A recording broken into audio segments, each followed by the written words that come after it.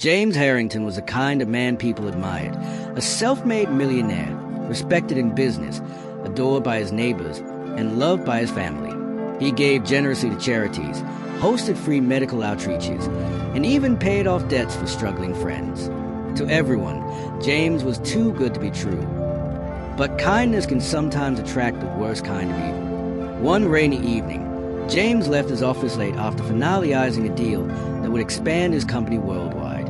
He never made it home. His car was later found abandoned by the roadside, driver's door wide open, keys still in the ignition. The police knew immediately this wasn't a random attack. It was a planned abduction. The kidnappers made their first call 2 days later. A deep voice demanded $5 million in exchange for James's life. The caller knew every detail about James, his bank accounts, his private security codes, even his travel schedules. Something about this struck Detective Laura Miles as suspicious. "This is someone close," she told her partner. "Someone who knows him inside out." Her instincts were right.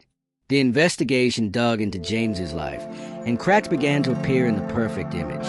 There were whispers about a family member who envied his success.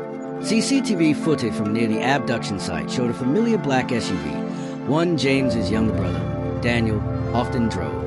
When questioned, Daniel claimed he had been out of town, but phone records placed him near the crime scene that night. The most chilling discovery came from a hidden recording device in James's home security system. The night before the kidnapping, James's wife had an argument with someone on the phone and called him Dan. Why would Daniel want his own brother dead? Digging deeper, detectives uncovered Daniel's crippling gambling debts and failed business ventures. James had bailed him out twice before, but refused to do so a third time. In Daniel's mind, James wasn't a loving brother anymore. He was an obstacle.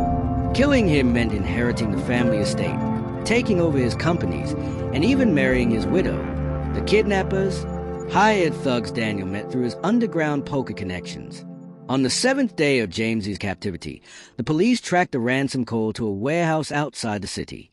In a tense midnight raid, they stormed in, rescued a battered but alive James, and arrested 3 men on the spot. But the real shock came moments later. Daniel was found hiding in a back room, holding the ransom bag. When James saw his brother in handcuffs, he broke down in disbelief. The betrayal cut deeper than the kidnapping itself. Daniel showed no remorse, only muttering, "You always had everything, James.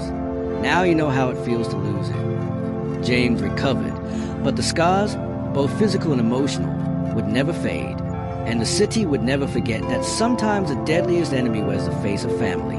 Don't forget to subscribe to our channel for more crime stories.